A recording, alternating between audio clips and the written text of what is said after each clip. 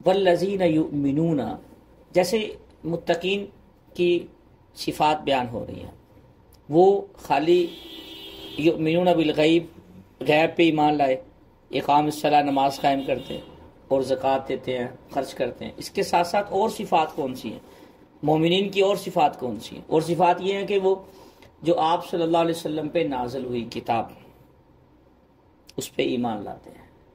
اور اس کے ساتھ جو آپ صلی اللہ علیہ وسلم کی طرف سے فرامین نازل ہوئے، ارشاد ہوئے وما ينطق عن الهوى، آپ صلی اللہ علیہ وسلم اپنی مرضی سے کوئی بھی چیز ارشاد نہیں فرماتے تھے، وما ينطق عن الهوى، اس میں رسول اللہ صلی اللہ علیہ وسلم کی تعلیمات بھی آ گئی اور وحی بھی آ گئی اور قرآن پاک بھی آ گیا۔ وما انزل الیک، بما انزل الیک، جو چیزیں آپ پہ نازل ہوئی وہ کتاب ہے، اور جو چیزیں رسول اللہ صلی اللہ علیہ وسلم کی طرف سے آپ نے ارشاد فرمائی، اسلامی چیزیں اتنی اسلامی فرمایا، اس کے علاوہ تو کوئی چیز ارشاد فرمائی نہیں ہے۔ وما انزل من قبلک، اور جو آپ سے پہلے کتابیں نازل ہوئی، تورات ہے، انجیل ہے، زبور ہے، صحف ابراہیمی ہے، صحیفے، اس کے علاوہ وبالآخرۃ ہم یوقنون، جو پہلے کتابیں، پہلے یہ بات سمجھیں کہ قرآن پاک جب بول دیا جو آپ صلی اللہ علیہ وسلم پہ نازل ہوا، قرآن پاک کی زبر، زیر، پیش، اس کے حروف پر میں نے پہلے بھی بات کی تھی، قرآن پاک کے الفاظ پر، قرآن پاک کے زبر و زیر پر، قرآن پاک کے معنی پر اور قرآن پاک کے مفہوم پر ایمان لانا ضروری ہے، واجب ہے، سمجھ آئے تب بھی، نہ سمجھ آئے تب بھی، مفہوم کوئی بدلے، جو بدلے گا اس کا معاملہ اس کے ساتھ ہے۔ ہمیں اپنے دل میں عقیدہ یہ رکھنا ہے قرآن پاک برحق ہے، سچ ہے، اس کے اوپر اس میں کسی قسم کا لا ریب فی شک نہیں۔ قرآن پاک میں ہی اللہ پاک نے فرمایا ذالک الکتاب لا ریب فی، اس کتاب میں شک نہیں ہے، تو ہمیں بھی شک نہیں کرنا چاہیے۔ اگلی بات، جو پہلی کتابیں تھیں ان کے بارے میں کیا حکم ہے؟ تورات، انجیل، زبور، ان کے بارے میں ایک عقیدہ رکھیں، وہ کتابیں جو اللہ تعالیٰ کی طرف سے نازل ہوئی وہ برحق تھے، اور جو بعد میں تحریف ہوئی وہ اس پہ ایمان لانا نہیں چاہیے، جو یہودیوں نے خود تحریف کر دی، بدل دی۔ ہمیں صرف اتنا حکم ہے کہ جو تورات، انجیل، زبور ہے، جو صحف ابراہیمی ہے، ان کے اوپر ایمان لانا واجب ہے۔ قرآن میں آ گیا وما انزل من قبلک، پہلی کتابیں جو نازل ہوئی ان کے اوپر بھی ایمان لانا واجب ہے، لیکن موجودہ نہیں، موجودہ میں بھی جو چیزیں ابھی تک موجود ہیں جو رب تعالیٰ کی طرف سے نازل ہوئی تھی ان پہ ایمان لانا۔ یہ بات سمجھ پائے بھائی؟ یہ اگلی بات، وبالآخرۃ ہم یوقنون، اور آخرت پر یقین رکھتے ہیں۔ جس بندے کو یقین ہے نا یار مجھے اٹھایا جائے گا، میرا حساب لینے والا بھی کوئی ہے، میرے اوپر کوئی ہے، وہ کم از کم غلطی تو اس سے ہو جائے گی، توبہ ضرور کرے گا، وہ بے باک نہیں زندگی گزارے گا، وہ کٹی ہوئی پتنگ کی طرح زندگی نہیں گزارے گا، اس کے پیچھے نہیں میرا اللہ دیکھ رہا ہے۔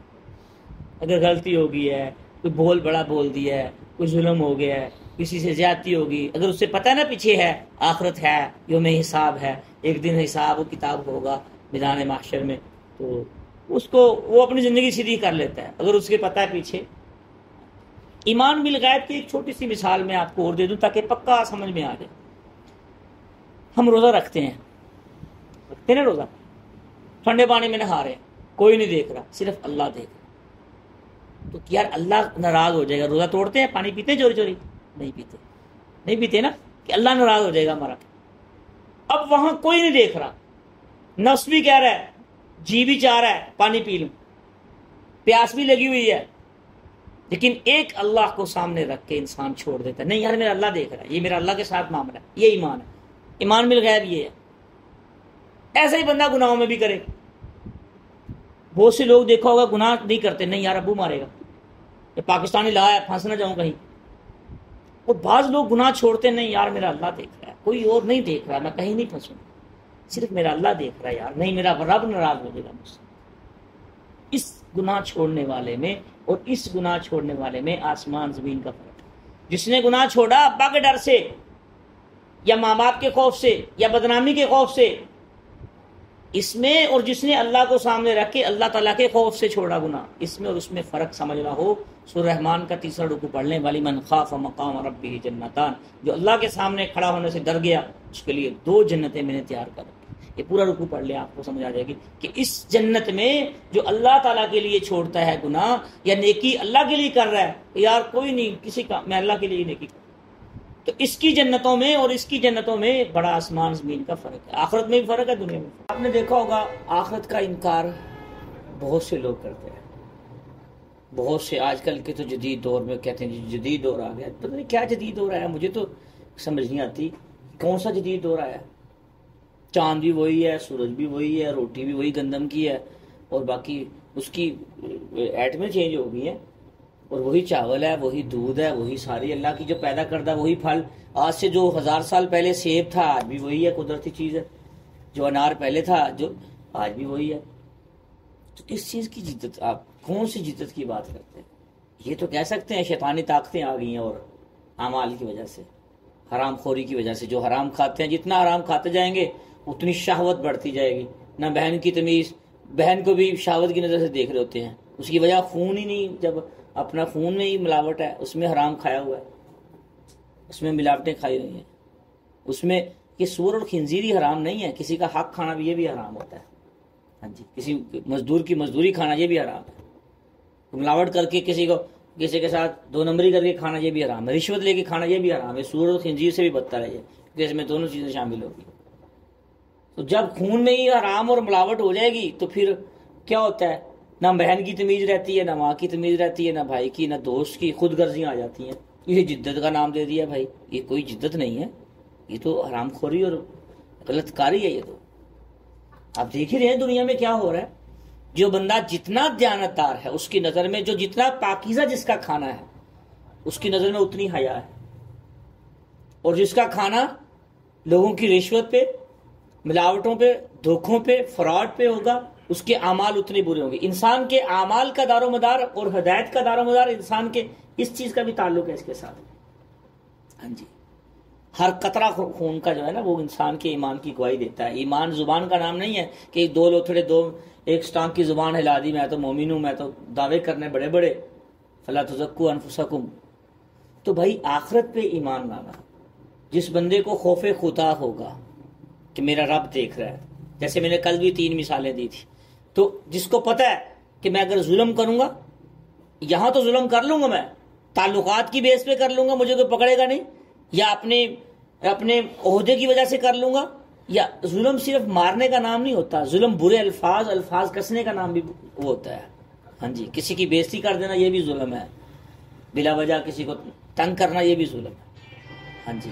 ظلم کو ہم سمجھتے ہیں جس نے کسی کو مارا یہی ظلم ہے، یہ ظلم نہیں۔ تو جس کو پتا ہوگا کہ آخرت میں حساب کتاب ہوگا، کرامن کاتبین یعلمون ما تفعلون ما یلفظ من قول الا لدیہ رقیب عتید، آخرت میں اللہ پاک ہر چیز دیکھ رہے ہیں۔ الیوم نختم علی افواہہم وتکلمنا ایدیہم وتشہد ارجلہم بما کانوا یکسبون، سورہ یاسین پڑھ لیں